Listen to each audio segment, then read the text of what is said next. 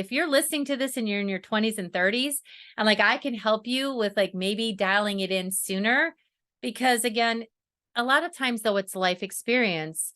Like most of the people that I've worked with, they've gone through that in their 20s and 30s, like the success driven and have all the money and have everything that they want. And now they get to a point in their life where priorities are shifting. And there can be a balance of both, right? Like you can work hard and you can play hard. It's just not giving up so much. Welcome to the Business Ownership Podcast, brought to you by Awareness Strategies, helping you navigate the waters between entrepreneurship and ownership.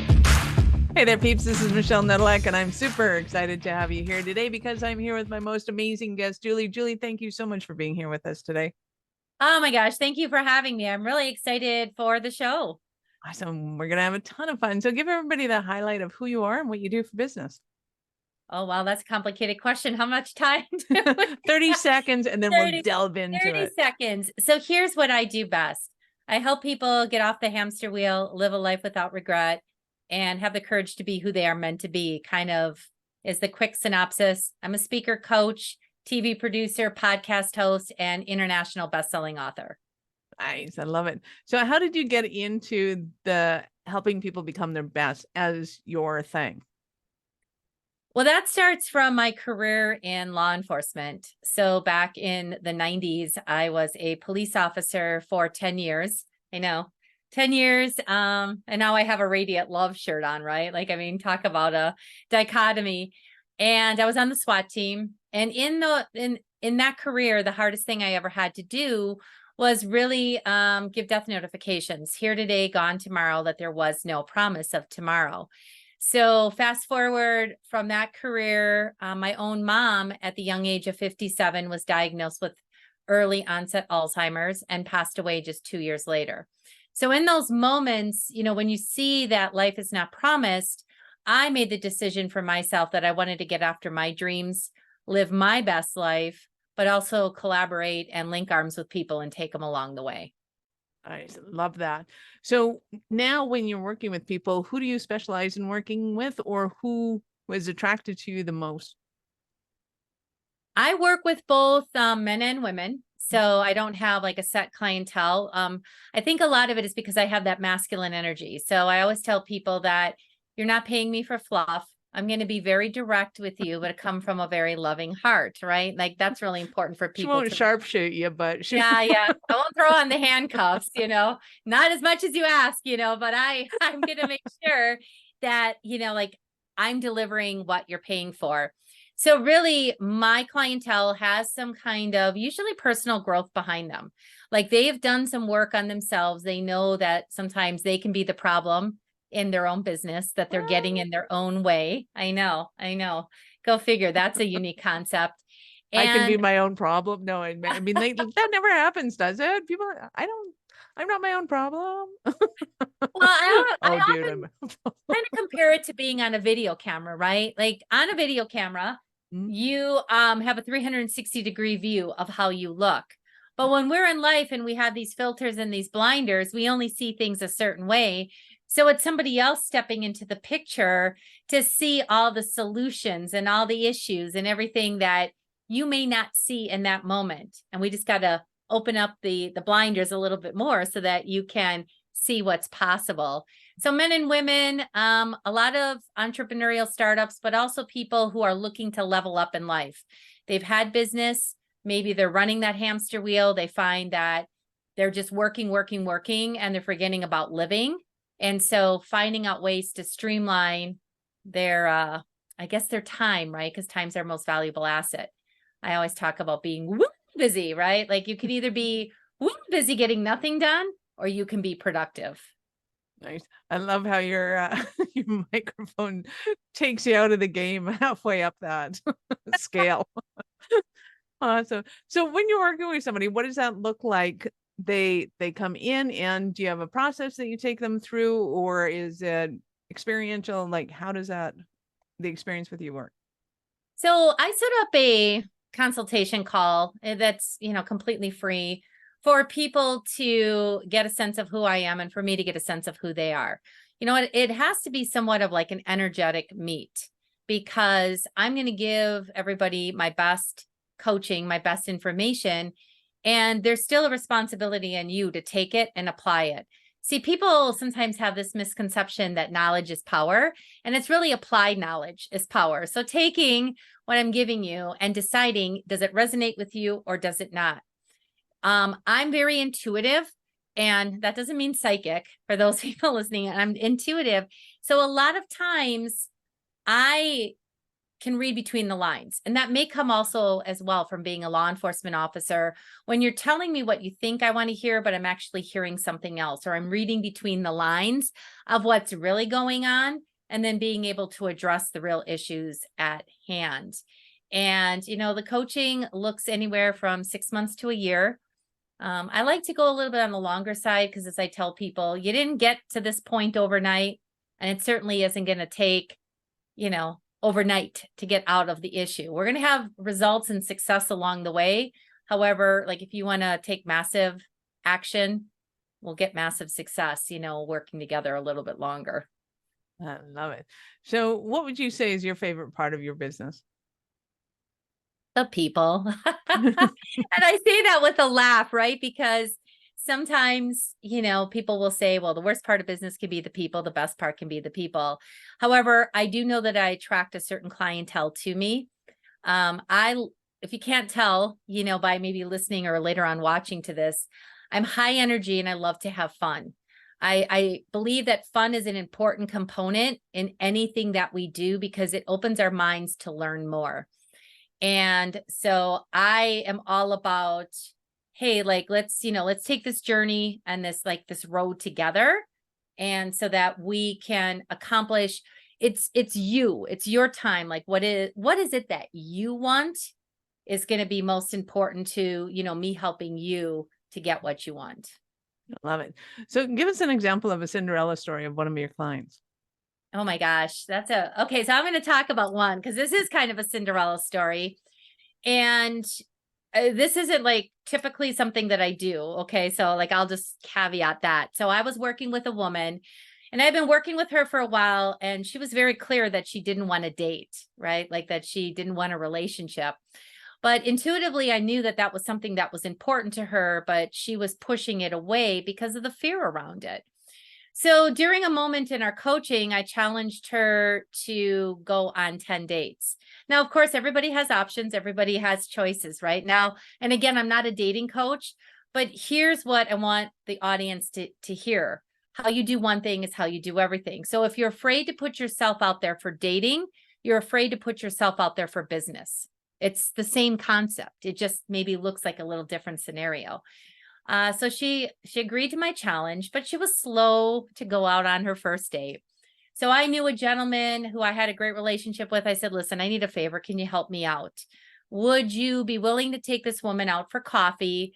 You know, just a friendship thing, right? Like just make it a coffee date. That's all. I'm not expecting, you know, like fireworks and romance. Maybe I should have expected that. I don't know, but they went out, they connected so well. The next 9 dates were with him. 3 years later, they got married. I'm a wedding officiant as well. I married them. So, and now they've been married for 3 years. So, it's a success story because we will lie to ourselves about what we don't want when really deep down we do know what we want. We're just afraid to verbalize it. And having, again, like that 360-degree view of me knowing, like just knowing, it was a knowingness that that was what she really wanted. And her life looks completely different today because she said yes to going out on 10 dates. Nice. Love that. So you're also known for helping people to get things done that they might not have otherwise been doing. And to what spectrum does that usually cover? It looks like people thinking sometimes that they're being busy, but there's a difference between when we say we're busy and we're actually being productive. And so streamlining things in such a way and really looking at how we're doing priorities, saying yes to boundaries, saying no to the have tos instead of the get tos.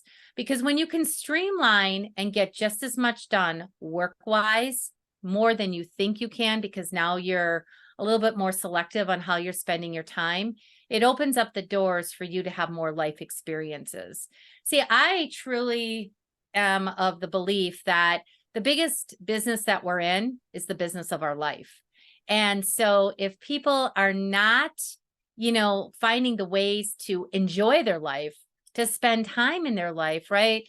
I mean, how many times do we hear of successful people who may not have relationships with their kids because they missed out on some of those amazing opportunities to be with their kids as they were growing up? Now they're slowing down at work, but their kids are older, have gone on to having their own lives, and they wonder why there's a missing connection. And I would love to help people realize what's really, truly important. And you can still work, but you can still have a life as well. Nice. So when somebody's kind of success oriented, let's put it that way, because I think a lot of times people who are in their kind of, let's call it 25 to 35 range, are very much success focused. It's like all about, okay, I want the family, I want the kids, I want the house, I want the the car, I want the yacht, I want the everything is about kind of how much can we get done in kind of this short period of time. Is that an area that you're looking at focusing on? Hey, how do we get to them while they're in that phase to be able to figure out how to kind of balance the issues of life that come up? Or is it really anybody at any point in their life that can look at things and go, hey, let's prioritize this and what's really going on right now? I think it's at any age. I will say that the majority of my clients are probably, if you want to say that era, that 40s, 50s, where they're just reevaluating and really reconsidering the direction that they want to go. I just recently was at a 2-week training, and the trainers talked about that it used to be that people were coming to this particular training for career, to make more money. Now, the number one reason why people are going for things is personal growth and development, more for spirituality, people looking to find their purpose and really live out that purpose. And I feel like that there's sometimes a shift. And so, like, if you're listening to this and you're in your 20s and 30s, and like I can help you with like maybe dialing it in sooner, because again, a lot of times though, it's life experience. Like most of the people that I've worked with, they've gone through that in their 20s and 30s, like the success driven and have all the money and have everything that they want. And now they get to a point in their life where priorities are shifting. And there can be a balance of both, right? Like you can work hard and you can play hard. It's just not giving up so much of your life to focus in to all the haves that you miss out on what's really, truly important. I'm loving it. And I'm at the point where it's like, well, I could really just sit and stare at a mountain for like 8 hours and not even notice time going by. It's like, totally good with that. Just got to figure out how, Visa, Visa's not so happy with that lifestyle. And I tease and I don't, because I do think that even though I'm kind of at that point, I think there's something that drives us to be able to kind of then bring back. So it is kind of this, we get into this midlife crisis and it happens differently for everybody, but it's being able to at that point kind of pivot everything and go, okay, how do I give back?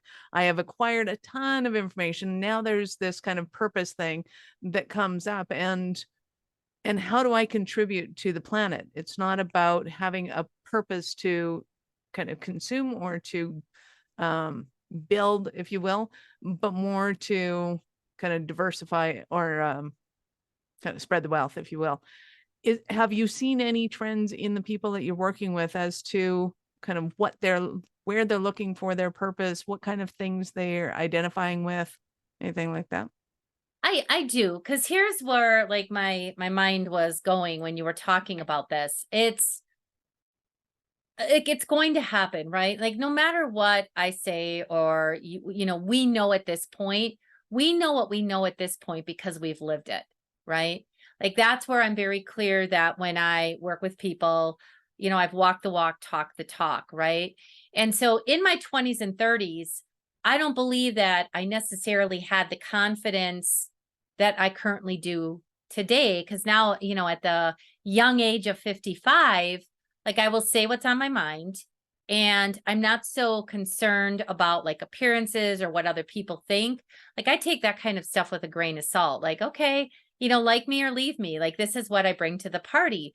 However, when you're 20s and 30s, sometimes like appearances and like the things that you find are most important, you realize 20 years later are not as important as you thought that they were.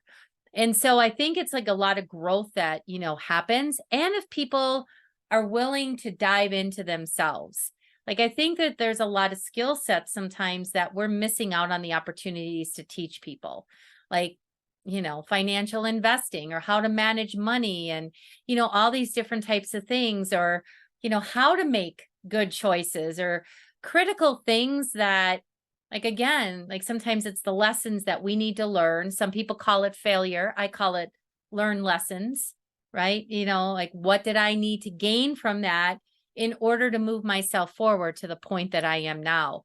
I do find right now, especially this year, a lot of people I've talked to are in this area of what I call pruning. Like they're really looking hard at what's working and what's not working and what can they eliminate that's no longer serving them. Because I think we also get to a point in our lives, like I'm very clear, I'm living to like 155, right? Right. However, when I do sometimes step back and stare at that mountain and realize, oh my gosh, how did I get to 55? You realize you don't really know how much time is left.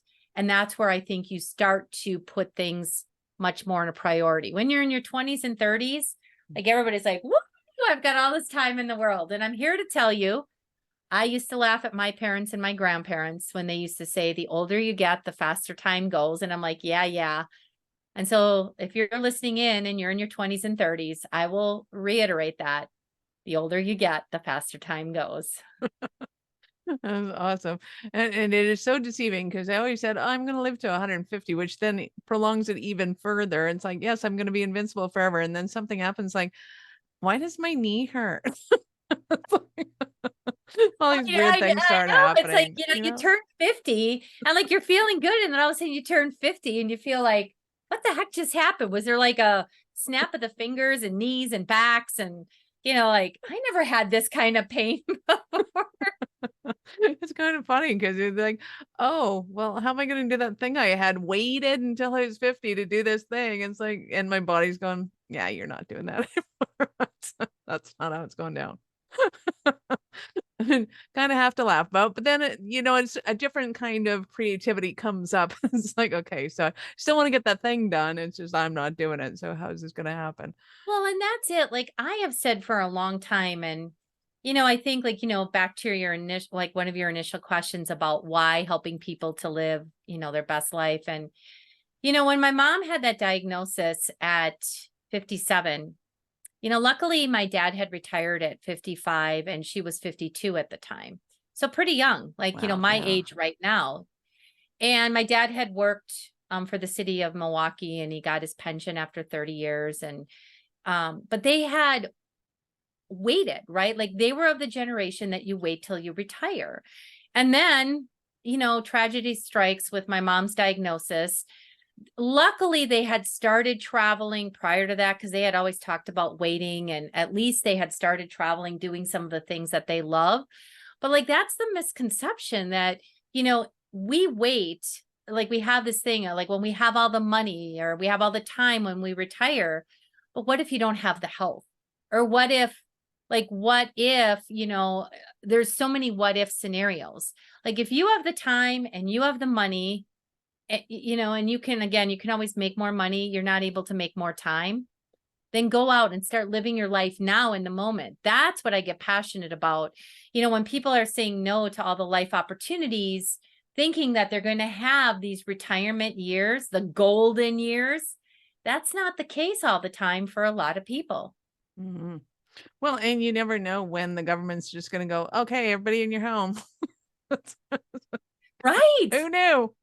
Right. Right. Like, like there's like crazy stuff that happens. And I believe that because of what happened with the pandemic, that more people, Waking up to are this looking idea. and are waking up like, hey, I don't want to wait anymore. Mhm. People called it the great resignation when everybody was like looking for, like they were leaving jobs and stuff. I would think it's more the great exploration. Like what Yeah. else is out there for me, rather than again sticking with like just being content. Like people want to Yes. be happy. Right. Well, and I think it's those pushes too that sometimes we resent the things that are happening in our lives, whether, to whatever extent it happens. And then we start to realize, hey, it's actually those moments that are catalysts to go, oh, like, I don't want this to go on forever. Like, I thought this was a 2-year game plan and that was 10 years ago. We should probably be doing something about that right now. There's yeah, I am very appreciative of the fact that once upon a time I said I want to be traveling 3 weeks of the month. Like that's the way this is going down. This is how I'm making my business. And I didn't care if I was traveling for business. So because everything then became a write-off and it was just, yeah, this is my lifestyle. This is how it works. And got to see, immense amounts of the planet, which was super fun. And, if I never get to see it again, I'll be really happy that I took those moments to be able to do those things because I think it's vastly important. And it's totally different being able to climb Mount Kilimanjaro and go scuba diving and jump out of airplanes than to do it in a wheelchair and a walker. Well, right. And the other thing, like for people to really recognize is that, again, when I was in law enforcement, I sometimes, like bringing troubled teenagers, back to their parents. And, the common denominator a lot of times was that these teenagers or these kids, whatever they were, they wanted to spend time with their parents. Yeah. And the parents were working all the time to give their kids material things. And it was an important lesson to like recognize and realize at that time that, things are nice, but they don't last forever, right? But Mhm. memories and experiences do. And so I've made it like a really big point in my life with the teenagers and, kids that I have in my life that it's about hanging out with Auntie Julie and experiencing life rather than like watching it from the sidelines, right? Like, I mean, I think that's what a lot of people do. And again, it's no fun to be like in a wheelchair or, like don't have your energy, don't have your health, and be watching everybody else living out their life and their dreams. Right. Well, and I think people have a misconception that if I want to make twice as much money, I have to work twice as hard. And I think that's when it becomes so important that they're talking to somebody like you to be able to go, it's just not the way it's going down. And in fact, you got to work 4 days a week from now on and figure out how to make that happen so that you can make twice as much because you're never going to be able to make twice as much doing as much busyness as you are. Well, it's, making your money work for you, finding ways to have residual income. But you make such a valid point about the downtime. So let me ask you this, Michelle, and like the audience, right? Have you ever been in the shower just doing your thing and like all these amazing ideas come out? And like, like you're practically jumping out of the shower to write them down before you forget them, right? And, maybe I'm just at the age where I forget them a little bit quicker. The reason all these amazing ideas are coming to you at that moment is that because you're doing something so routine and you're not thinking and you're not constantly on. It's like it's in the down moments, the times that you're taking for yourself. And again, there is nothing absolutely wrong with sitting and looking at that mountain for 8 hours because in those moments, that's when all this creativity and all these amazing ideas will come to you if you sit in the silence. But see, I believe because I've experienced this myself that we don't want to hear the monkey chatter sometimes. And we don't want to hear like maybe what our brain or what our mind or whatever is saying. So it's hard for people to sit in the silence. But it's really truly that's where all the golden nuggets are going to come is when you just really step back from everything and look at it from a different perspective. Absolutely. My husband, it kind of drives him crazy because I have the rainbow colored dry markers in the washroom so that I can write on the mirror. All my business plans are on the mirror. What are you doing? I'm like, I had to get it out. And listen, I read once somebody, I think it might have been a Mel Robbins book, but I'm not 100% sure. So forgive me. Yeah. But like, like writing on the mirror like that. And then, maybe living alone, like you're like, well, who's going to see it? But then people coming into, for whatever reason, that bathroom, seeing it on there and being inspired to do it themselves. Right. I mean, it's like we inspire people in sometimes the smallest ways that we don't even realize that we're doing. Nice. I used to say that I'm starting a new decorating company, and we're going to put 3M Post-it notes everywhere. That's my new decorating style. I love it. Whatever color you like, just put them everywhere. It kind of gives a sort of feathered look, or a scaling look to the walls. We have a huge dining room mirror on it in the dining room, and it became our dry erase board as well. There are Look at those times darn when I dry just erase gotta get it boards. out. Yeah, those dry erase boards, they take up so much room and you're always looking around like, where can I put one? But yeah, but we all have mirrors and we all have stuff, Walls. like even if you said, like, I've got the big, like Post-it notes that you can just stick somewhere and start writing on. And yeah. Yeah, I absolutely love and adore that, because I really do think that it's important that people get into the idea of either working 5 or 6 hour days, to work 4 hour or 4 day weeks, to be able to build in those activities that they want to, that they need to be able to say, hey, Friday I'm going to my kid's concert, and there's no guilt, there's no animosity, nobody's freaking out that they can't get a hold of you. It's, I'm not available. I'm off. I'm done. 0. And I don't know Good. where people feel that they have to explain themselves, right? Right. Like it's an appointment with you and you are a priority. And so when you look at your calendar, those types of things are non-negotiable. Because I don't like, there are people like on the opposite end that they know where their priorities lie, right? So like if you call me to set up an appointment and my day is scheduled off for Friday for the kids and like you need to meet with me, okay, great. What do you, I got, available Monday, Tuesday, whatever else, but that Friday is sacred for me because there's also like this, universal law of energy, right? So like if you're breaking promises like within, like those commitments that you have, a lot of times like people don't know what it is, but they're picking up on an energy that, like you may not be as congruent as you say you are. And then you're like wondering, like, just stay true, stay committed to what you said so that other people will stay committed to you when they're making appointments with you. Because if you find yourself with a lot of broken appointments, look at to see where you're breaking your appointments. I just love that. Well, and I personally learned a lot about boundaries during the lockdown, because once upon a time when I had a different kind of business, it was like, this is my time with you, period, end of story, and anything will wait until my next time that we meet, and update me and let me know what's going on. And then during lockdown, somehow nobody else had boundaries. I'm like, not working 12 hours a day. I don't do this. I don't work 7 days a week. Like, no, you're not. No. How does this happen? And I started to realize that not only did I need my boundaries, I needed my staff's boundaries, I needed my product boundaries, and I needed to put boundaries on my clients. It's like, okay, you're not doing this anymore. This is not how this is going down. It was very interesting to me that all of a sudden I felt like this mama hen, all my little chicks in here. And it's like, okay, all of you, this is the way this is going down now. It was Well, very it interesting. is because sometimes when we work from home, right? Like you see the office or you see the area that you work and it's so accessible. And you think to yourself, oh, it's okay. Like I'll just go and I'll just do something quickly. And then you find yourself like hours later still in the office. And when we went to physical offices, like, you knew that as soon as you left, you were leaving.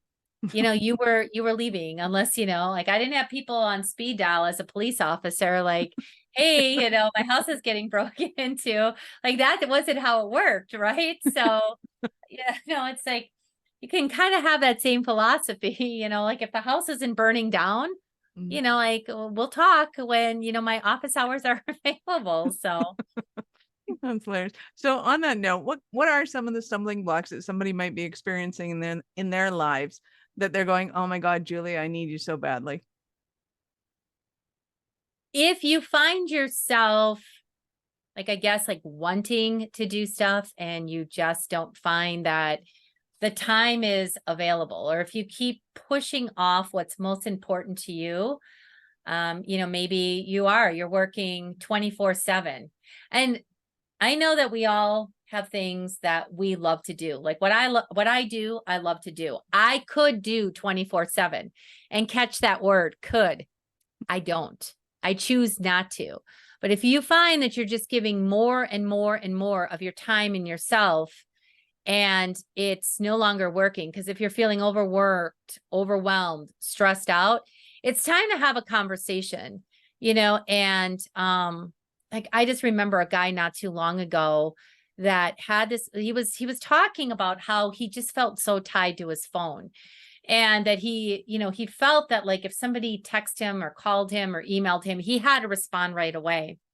And he needed to take a few days off of work. And I thought it was for a vacation. And I don't care what I thought it was for. I'm like, you deserve that time. Turned out he was wrestling with this idea of not being unavailable to go spend a few days with his sister who was dying of cancer. Right? Like, but that's how, like, if you find yourself in that position, and I had to get, like, very, very blunt. And I said, if you don't stop what you're doing, God, the universe, whatever you believe in, is going to do something to stop you in your tracks, i.e., like a health condition or something that's going to cause you to stop and really take a look at what you're doing to yourself. So before it gets to that point, just, contact me or contact, like someone, and just bounce it off of somebody else. Because sometimes all it takes is a little bit of tweaking to really, and then tweaking the brain. Like, I call it the stinking thinking, because so many of us fall into automatic pilot, automatic habits, because we've been doing things for so long. So it's the accountability that you need to say, okay, no more of that. Let's do it this way. I love it. Well, and I think too, I want to emphasize here that even if somebody is a coach, a therapist, whatever, to your point earlier, we see what's in the camera vision. Somebody else sees what's 360 around us. And it doesn't matter how proficient one is at these things, having somebody else come in and kind of look at your assumptions and going, that's not true for me. That's not the way I look at it. That it breaks them apart, and you can look at it in a different way. So regardless of where you are, if you're finding that happening, absolutely connect. So I know our listeners are going to want more from you. How did they start their journey with you?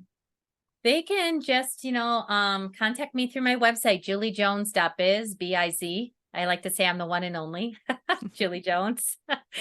And there's an opportunity on there that, you can message me, and you can even book like that complimentary 30-minute call with me. And it is totally no obligation. It's just really, truly an opportunity for me to, bring me your toughest problem, and let me show you all the solutions that are out there, and where you can go from there. Love it. So peeps, we'll have all of Julie's links in the show notes. So go ahead and scroll down, click on the links, open up in a new browser, of course, because we're not done yet. So Julie, at what point in life did you know that you were special, kind of crazy enough to think that you could become an entrepreneur? I think that when I got sick and tired of being sick and tired, and what I mean by that is that I knew one of the reasons I went into law enforcement was that I don't like kind of maybe routine. And there is a lot of routine in law enforcement, but let me just tell you where my brain went. And it was, I'm not in office, like sit in an office 9 to 5 and kind of be told what to do. Even though I was a rule enforcer, I'm a little bit of a rule breaker. And it was the opportunity to say yes, right? Like the opportunity that somebody came to me about, looking at, something to start my own business. I don't even know why I said yes, but I did. And that's what led me down the path of where I am today, besides everything that happened with my mom and being in law enforcement. So I don't always have it all figured out. And I tell that to people transparently, but I'm willing to learn and I'm willing to grow. And we can all learn so much from each other. And I learn a lot from my clients as well. Sometimes we're just mirrors for each other. You have been absolutely awesome. Any last words for our peeps? I just want to remind people that, you do have an important message, and you were put on this earth for like a true purpose, right? And even if you're not on stages or, maybe in a capacity of having your own business or you're thinking about your business, but just know that you make a difference in your own world, your own community, your own family. Like when you make some decisions for yourself, there will be a positive ripple effect that will change. And when we're all living kind of in alignment of what we were put here on this earth to do, I believe, the world will start coming together even more. I love it. Thank you so much for your time. I appreciate it immensely, and I know how valuable it is. Well, thank you. It's been a complete honor, and I really have enjoyed our conversation today. Nice. This is Michelle Nedelec. Thank you for being here with us today. Be sure to subscribe to the show, share it with your friends. We love helping entrepreneurs grow. Are you running a business over 7 figures but still struggling with technology headaches? Pay attention. You do not want to miss this offer. This podcast episode is brought to you by Awareness Strategies, who is offering a custom-built digital adoption roadmap for anyone running a business over 7 figures who's wanting to grow their business in the next 5 years. And it's not just a roadmap. They offer full implementation as well if that scares the out of you. Check out awarenessstrategies.com/roadmap for more details today. The link's in the show's notes. Don't regret not doing this. Do it now. That's awarenessstrategies.com/roadmap.